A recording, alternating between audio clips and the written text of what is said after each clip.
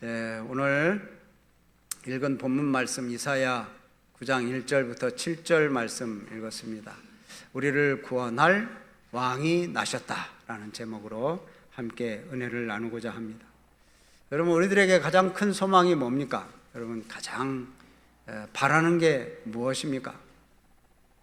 잘 사는 거, 건강하게 사는 거, 또 아파트도 있고, 또 자녀들에게 줄 것도 있고, 그러면 오죽 좋겠습니까?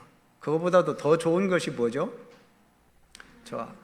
하늘 소망을 바라보는 거예요. 이제 예수님께서 언젠가는 이 땅에 내려오실 그날이 있을 것인데, 다시 오실 그날이 있을 것인데, 그날을 바라보면서 그때 완성될 천국, 그때 우리가 들어갈 그 천국을 바라보면서 살아가는 거죠. 이렇게 우리들도 이렇게 저 하나님 나라를 바라보며 손꼽아 기다리는 그런 소망이 있잖아요. 근데 구약 시대에도, 오늘 읽은 본문 말씀은 바로 이 구약 시대예요. 구약 시대에도 그렇게 소망을 가지고 살았던 사람들이 있습니다. 바로 이 성경에 나오는 이런 사람들이 그 소망을 가지고 살았어요. 우리를 구원할 메시아가 분명히 오신다고 그랬는데 언제 오시려나. 그래서 이제 선지자들이 예언을 하는 거죠. 오늘 그 예언 중에 하나, 이 이사야 선지자가 예언한 이 본문 말씀 우리가 지금 대하고 있습니다. 자, 이 오늘 9장을 읽었는데요, 7장, 8장 말씀은 남유다 아스 왕 때에 이제 아람 연합군이 침략하는 그러한 내용이 있어요. 그때 하나님께서 이스라엘 백성들에게 말씀하십니다. 두려워하지 말아라. 낙심하지 말아라. 그들은 너희들을 침략하지만 전혀 너희들을 이길 수가 없다. 내가 함께 하겠다라는 그런 말씀을 하십니다.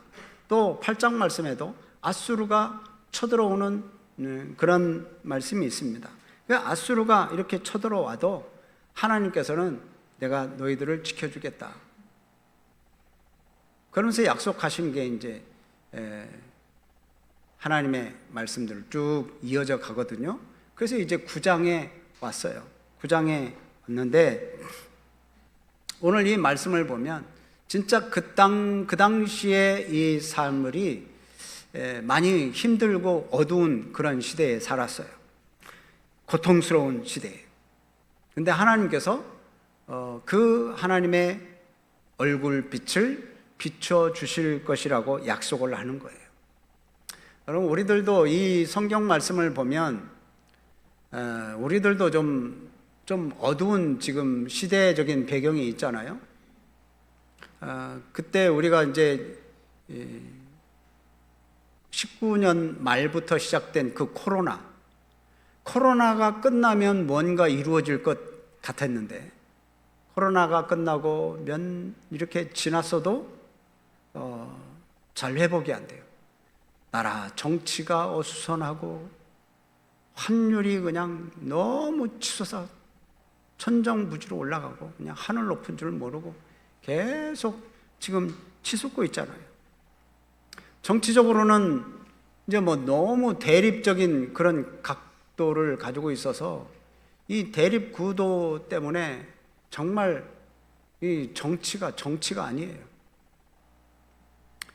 또 사회적으로는 너무도 이 출산율이 최저에 달했어요. 조금 올랐다고는 하지만 아직도 절벽 수준입니다. 그러니 이거 미래에 대한 문제가 심각해요. 또 이제 출생률은 적은데 나이 드신 분들이 더 많아져요. 고령화 시대. 또 청년들은 이렇게 취업이 잘 안 되고, 또 물가는 막 치솟아 올라가고, 그러니까 어떤 젊은이들은 우리나라를 떠나고 싶다 하는 그런 말까지도 나오는 지금 시대입니까? 그러고 보면 이 이스라엘의 암울한 상황, 그때와 전쟁 속에서 그 암울한 그때 상황과 지금 우리나라의 그런 형편을 한번 비교해 보면 그냥 정말 예수님이 어서 오셨으면 좋겠습니다라고 하는 그런 소망이 들 때가 요즘이 아닌가 싶어요. 그래서 이제 이렇게 예언을 한 이 이사야의 말씀을 두고 마태가 한 이야기가 있습니다. 마태복음에 보면 예수님께서 이제 갈릴리 지방에 이렇게 주로 사역을 하셨잖아요. 그러니까 갈릴리 지방에 주로 사역하시면서 그렇게 공생애를 시작하신 그 예수님의 그 사역이 700여 년 전에 이사야가 예언하셨던 그 말씀이 이루어지는 것이다 라고 이렇게 얘기할 정도입니다. 그러니까 지금 여기 오늘 1절 말씀을 보면 이렇게 돼 있어요. 자, 전에 고통받던 자들에게는 흑암이 이제 없을 거다. 옛적에는 하나님께서 스불론 납달리 땅이 멸시를 당하게 했다. 또 갈릴리도 힘들었어요. 근데 여기 세 지역이 나오는데 스불론, 납달리, 갈릴리 지역은 이스라엘 저 북쪽 지방이에요. 그래서 아수르라고 하는 나라, 또 이 아람이라고 하는 나라들이 위에서 그냥 계속 괴롭혔어요. 그러니까 국경지대라서 이 전쟁이 자주 일어나고 또 이 이스라엘 왕권의 통치가 가장 먼 곳이에요. 그러니까 혜택도 많이 받지를 못해요. 그리고 또 경계 지역이기 때문에 외부에서 막 침입해가지고 물건 뺏어가고 도망가고 막 그러는 거예요. 옛날에는 뭐 지금처럼 뭐 철조망이 쳐 있는 것도 아니잖아요. 뭐 쥐레밭이 있는 것도 아니고 그러니까 막 쳐들어와가지고 뺏어가고 사람 죽이고 전쟁이 일어나면 제일 먼저 부딪히는 곳이 그곳이에요. 그러니 얼마나 힘들었겠어요. 근데 하나님께서 이 이사야 선지자를 통해서 예언하시는 것은 뭐냐? 이제 그곳에 더 이상 흑암이 없을 거다. 빛이 비친다는 거죠. 그러니까 소망이 지금 이제 비춰지는 거예요. 그리고 1절 말씀 보면 갈릴리를 영화롭게 하셨느니라. 그 지역을 영화롭게 하시겠다는 거예요. 옛날에는 아수르 침공 때문에 회복할 수 없는 그런 큰 피해를 입은 지역이에요. 디글랏 빌레셀이라고 하는 사람이 갈릴리 부근에 이스라엘을 침공해가지고 영토를 빼앗습니다. 그래서 이스라엘 백성들을 그냥 거기다 놔두는 게 아니고 다 포로로 잡아가서 아수르로 이송시켜요. 그래서 그쪽에서 노예로 삼습니다. 이 납달리, 스불론, 갈릴리 다 마찬가지입니다. 이방 백성들의 침략으로 말미암아 고통이 너무 있고 슬픔의 나날들이 그래서 계속 있었어요. 그런데 이 어두움의 지역에 이사야를 통해서 복음이 선포되는 거예요. 빛이 이제 비칠 거다. 영화가 이제 있을 거다. 그래서 그곳에 구원을 선포하는 거예요. 그래서 마태복음 말씀 보면 예수님께서 공생의 기간 중에 갈릴리 사역을 주로 많이 하십니다. 갈릴리 근방. 그래서 그쪽에 사역을 향하심으로 이제 하나님의 말씀이 성취되는 거예요. 그러고 보면 예수님은 이 세상의 가장 어두운 곳에서 이제 사역을 시작하신 거예요. 가장 힘들고 전쟁의 고통 속에 있는 그 스불론, 납달리, 갈릴리 그 지역부터 하나님께서 위로를 주시고 그 예수님을 통해서 그들에게 치유를 해주시고 병을 고쳐주시잖아요. 여러분, 이 지역의 구원의 능력이 되시는 우리 예수님이 그곳에서부터 사역을 시작했다라는 것을 보면 여러분, 죄악으로 인해서 소망이 없던 우리들에게도 이 소망이 넘치게 되는 거예요. 그래서 이제 우리가 이 소망이 없었던 이전의 그 모습을 되돌아보면 하나님과 대적했던 그런 삶이었잖아요. 하나님의 말씀대로 살지 않았잖아요. 그러면 하나님과 원수가 돼요. 그러면 우리는 죄인으로서 살 수밖에 없어요. 도무지 용서나 또 은혜를 기대할 수조차 없는 우리들인데, 하나님께서 우리를 사랑하셔서 이렇게 예수님을 보내주시고 저와 여러분들을 구원하시기 위해서 예수님이 이 땅에 오신 거거든요. 그러니까 우리가 해야 할 일은 뭡니까? 감사하고 찬양하는 거예요. 자, 또 여기서 이사야 선지자가 이 예수님이 오시기 전에 미리 예언을 했던 그런 내용은, 자, 3절 말씀 보면 이렇게 되어 있어요. 주께서 이 나라를 어떻게 하시고 창성하게 하시고 그 즐거움을 더하게 하셨다. 또 그 끝에 보면 그들이 주 앞에서 즐거워할 거다. 좀 더 구체적으로 얘기를 하죠. 이스라엘 백성들은 전쟁으로 인해서 수가 점점 줄어들고 있어요. 사람들이 다 죽고 전쟁으로 죽고 잡혀가고 노예로 팔려가고, 그런 중에 하나님께서 이사야 선지자를 통해서 얘기하시는 거예요. 예언하실 때 이 나라를 창성하게 하시겠다. 창성하게 한다는 건 뭐예요? 숫자가 더 많아지는 거예요. 나라가 부강해지는 거예요.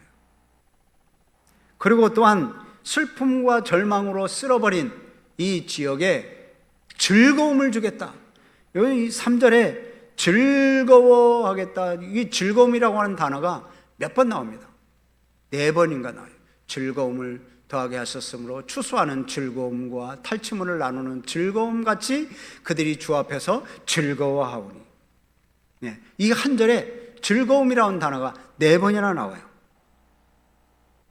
그만큼 전쟁의 수고, 까마득히 잊어버릴 정도로의 즐거움, 그 즐거움을 이 이스라엘 백성들에게 이제 주시겠다고 하나님께서 약속을 하시는 거예요. 자, 이스라엘 백성들이 즐거워할 이유가 뭐냐면 그 다음부터 또 더 구체적으로 나옵니다. 4절 말씀을 보세요. 이는 왜냐하면, 그들이 왜 이렇게 즐거워 하느냐면, 자, 그들이 무겁게 맨 멍에, 그들의 어깨에 채찍, 압제자의 막대기, 그것을 누가 꺾어요? 주께서 꺾어버리실 거다. 그러니까 멍에 채찍, 압제자의 막대기를 다 꺾어버리겠다. 박살내겠다. 우리 예수님께서 그렇게 이제 나중에 박살을 낼 거다. 그러면 그만큼 이 무거운 짐들, 괴롭고 힘들고 고통스러웠던 것들, 그 짐들을 다 떨쳐버릴 수 있다는 거예요. 그래서 우리 예수님께서 말씀하시죠. 수고하고 무거운 짐자들아 다 내게로 오라. 내가 너희를 쉬게 하리라. 그래서 예수님이 이 땅에 오시는 거예요. 우리 무거운 짐들을 벗겨버리시려고. 특별히 우리를 무겁게 짓누르는 죄 중에 이 죄악, 무거운 짐들 중에 죄악이라고, 이 죄가 우리의 인생을 짓누르는 그런 짐이 되는 거예요. 그 무거운 죄악의 짐을 예수님이 대신 짊어지시고 십자가에 죽기 위해서 이 땅에 오시는 거예요. 그래서 이 백성들이 즐거워하고 즐거워할 거다. 우리가 이 예수님이 오신 이 날이 정말 즐거운 날이에요. 그러니 예수님 편에서 보면 예수님 편은 너무도 힘든 날이에요. 죽으러 온 거냐, 죽으러 온 거. 우리는 그 예수님 때문에 감사, 찬양을 올립니다. 자, 그 다음에 이제 이 이스라엘 백성들이 왜 이렇게 즐거워할 수 있느냐? 5절 말씀을 보세요. 자, 5절 같이 읽습니다. 시작. 어지러이 싸우는 군인들의 심과 피 묻은 겉옷이 불에 섭같이 살라지리니. 예, 지금 군인들의 신발, 군인들이 전쟁하면서 묻은 그 피 묻은 옷, 이거 다 불에 다 살라버릴 거다, 없애버리겠다는 거죠. 이건 무슨 얘기입니까? 전쟁을 완전하게 종결시키겠다는 거예요. 메시아이신 예수님께서 죄의 권세를 멸하시고 이제 평화의 시대로 열어가시겠다고 하는 이 선포를 이사야 선지자를 통해서 하시는 거예요. 여러분, 지금은 뭐 전쟁이 우리나라에는 없지만 또 뭐 다른 나라에서도 전쟁의 그런 일들이 지금 일어나고 있잖아요. 그러나 우리에게는 지금 무엇보다도 중요한 것은 영적인 전쟁입니다. 하나님과 인간 사이에 가로막혀 있는 죄의 담, 그 죄의 담을 다 허물어버리고 화평을 가져오게 하겠다라고 하는 그런 이 하나님의 말씀이에요. 그게 바로, 그래서 이제 하늘에는 영광, 땅에는 평화로다라고 하는 거잖아요. 우리 장로님 기도하실 때 딱 먼저 그 말씀을 딱 선포하셨잖아요. 자, 백성들이 가장 기뻐하고 즐거워하는 결정적인 이유가 뭐냐? 6절입니다. 자, 6절 말씀 보시죠. 6절 말씀 보면, 이는 한 아기가 우리에게 낳았다, 한 아들을 우리에게 주신 바 되었다 라고 하는 것. 하나님 보내실 아기 때문에 이스라엘 백성들이 즐거워하고 즐거워할 거다. 아까 즐거워라고 한 단어가 4번이나 한 절에 나왔잖아요. 그 즐거움의 그 가장 결정적인 이유는 한 아기가 우리에게 태어나실 거라는 거예요. 그 한 아기가 바로 누구냐? 예수님이죠. 여기 말씀을 보면 그렇게 되어 있어요. 그 어깨에는 정사를 메었다. 그 이름은 기묘자라 모사라 전능하신 하나님이라 영존하신 아버지라 평강의 왕이라 할 것임이라 라고 했어요. 정사를 메었다. 정치적인 것, 행정적인 것, 그런 것을 다 감당할 수 있는 능력이 있으신 분, 그분이 바로 예수님이에요. 또 기묘자라 모사라, 이 놀라운 상담가라는 그런 표현입니다.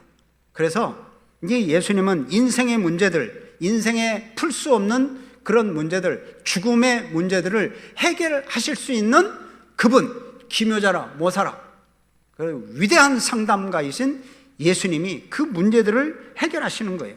유일하신 분, 또한 영존하시는 아버지라, 이 창조주, 영원히 이 세상을 창조하시고 영원히 다스리시는 영존하시는 아버지라. 그래서 영원한 보호자가 되시는 분, 평강의 왕이라, 우리 가운데 평강을 주시는 그 왕으로 이 땅에 오신다는 거예요. 누가요? 한 아기, 그분이 예수 그리스도. 이 땅에 전쟁과 갈등이 많지만 주님이 이 땅을 이제 다스리시면 싸움이나 갈등이 없고 이제 완벽한 상태를 이루어 가실 그 아기 예수의 태어나심을 이사야 선지자가 태어나시기 700년 전에 이미 예언을 하신 거예요. 자, 이것을 이사야가 이렇게 얘기를 합니다. 이렇게, 그래, 너희들 즐거워할 거다. 아기 예수가 탄생할 거야. 이제 전쟁이 그칠 거야. 이제 우리의 멍에도 다 풀어질 거야. 근데 여러분, 이게 안 풀렸어. 그때 당시에 예수님도 태어나지도 않았어. 나중에 700년 후에나 돼서 이제 예수님이 태어나셨고, 전쟁도 그때는 계속 일어났어. 포로로 잡혀가. 뭐 그런 일도 일어나. 그런데 지금 이런 예언의 말씀을 하신다는 거예요. 잘 안 믿겨지죠? 그때 당시에는 안 믿겨졌을 거예요. 그런데 그 일들이 현실적으로 일어났잖아요, 역사적으로. 근데 마지막 말씀을 보세요. 자, 7절 말씀을 보면 마지막 제일 끝에 보면 뭐라고 되어 있어요? 만군의 여호와의 열심히 이를 이루시리라. 하나님의 열심이 분명히 이 일을 이룰 거다. 너희들은 지금 눈앞이 캄캄하고 지금 뭐 전쟁은 계속 일어나고 포로로 잡혀가고 또 무거운 짐들은 우리에게 그대로 있고 죄악의 짐들도 그대로 있는 것 같지만, 그러나 하나님의 열심이 분명히 이룰 거다. 한 아기를 보낼 거다. 하나님의 열심이라는 게 뭡니까? 자기 백성에게 쏟아붓는 하나님의 열정적인 사랑이에요. 그 열정적인 사랑을 누구도 방해하지 못하는 거예요. 이 하나님의 이 역사하심을 누구도 미루게 하지 못하는 거예요. 하나님의 역사를 누구도 꺾을 수 없는 거예요. 그 하나님의 이루어 가심을 어떤 세력도 막을 수 없어요. 그래서 이 땅에 아기 예수를 보내주시려고 하는 하나님의 계획, 그 계획이 이 이사야 선지자가 예언한 그 이후 700년 후에 이제 예수님이 이 땅에 오시게 됩니다.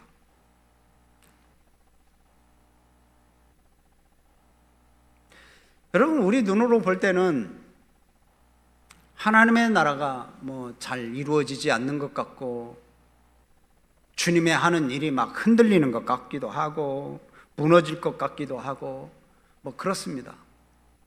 하나님이 가까이 계시는 것 같지도 않고 멀리 계시는 것 같기도 하고.